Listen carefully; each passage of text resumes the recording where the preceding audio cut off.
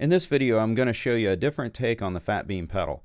We're going to make one small change, but it's going to have a major effect on the pedal. With the VCA switch turned off, we've changed a few things. One, the signal coming in from the bass goes to the compressor uninhibited by the Shape high-low pass filter. However, what we're going to do is we're going to use those to frequency selectively trigger the compressor to come on. With the VCA switch turned off on the Phat Beam pedal, this changes how the compressor is employed within the pedal. As before, with the VCA switch turned on, the compressor is always engaged and is always in the circuit directly. The only thing you get to determine there is how much compression, 1:1 or all the way up to 15:1. I'm going to show you this diagram here. The bass signal comes in here from the right, and then it passes straight through the compressor. But notice it does not go through the Shape high-low pass filter. This is the full frequency of the bass going through the compressor. Another difference here is the compressor is actually turned off. Now what we're going to do is we're going to figure out a way to trigger the compressor to come on at specific times. Now what I'm going to do here is I'm going to split the signal into two different paths. One path is still going through the compressor. Another path, which I call the bass signal copy, is through the high-low pass filter and Shape. That's a signal that you won't hear, but will be used to trigger the compressor, and I'll show you how that works. The signal comes out of the Shape. The high-low pass filtering works here. It's fed back into the compressor, but through a sidechain. For a lot of you studio nuts, you understand what a sidechain is. The sidechain is operated by what's called an RMS detector, which is actually part of the compressor. It listens to this bass signal copy.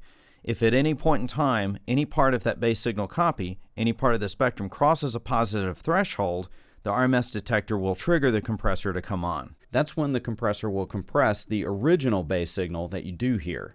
When the triggering signal, or the bass signal copy, once that drops below a threshold, the RMS detector turns off the compressor. So it's kind of like operating like an on-off switch or like a lever, turning on and off the compressor. This next slide here, from the perspective of a signal, I want to show you more how this operates as well. Now let's pretend for a second that the RMS trigger is actually watching this graph. And this line here in the middle, which is like an equator, equals the threshold of the RMS detector. And this is the bass signal here in gray. Again, it's the bass signal that you don't hear. If any part of this bass signal crosses the positive side of this threshold, the RMS detector sees that, and he's going to trigger the compressor to come on. But now if the bass frequency drops below that threshold, the compressor will turn off. If it never crosses the threshold to begin with, the compressor just doesn't turn on. Next, I'm going to show you a high-pass filter. I've got it at a pretty low setting, and you can see still some of the bass signal at the low end is still crossing that threshold, so the compressor is kicking on. Remember that even though only low notes here are crossing this threshold triggering the compressor, the entire bass frequency of the original signal is being compressed, including the high notes.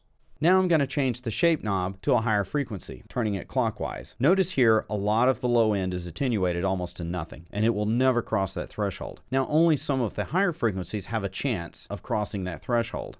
Where this can be useful is if you want some high notes to be really loud and you want them to kick on the compressor, but then when you're playing some low notes you may not necessarily want the compressor to kick in. This is a way to accomplish that.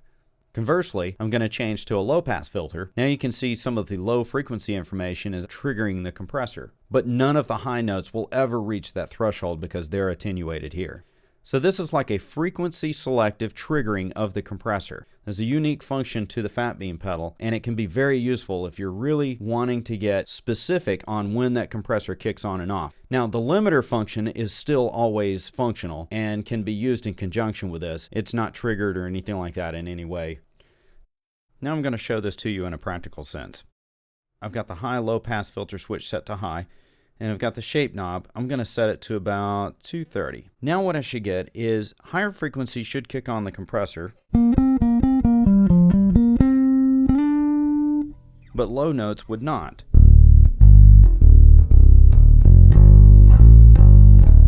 And I've got a pretty strong low frequency there. Now if I back this off a good bit, low frequency should kick it on with no effort. And you can hear the entire bass frequency being compressed.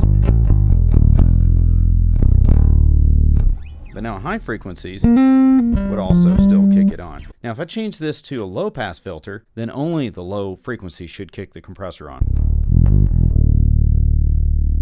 Now if I go up high on the neck, you can tell the higher frequencies do not kick on the compressor.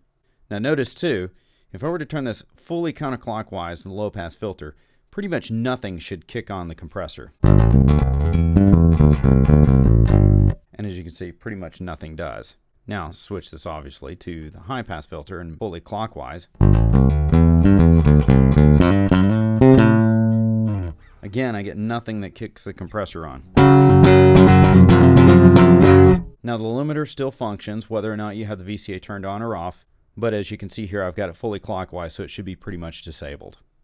And that's with the VCA switch turned off, which allows you to have a frequency selective triggering of the compressor.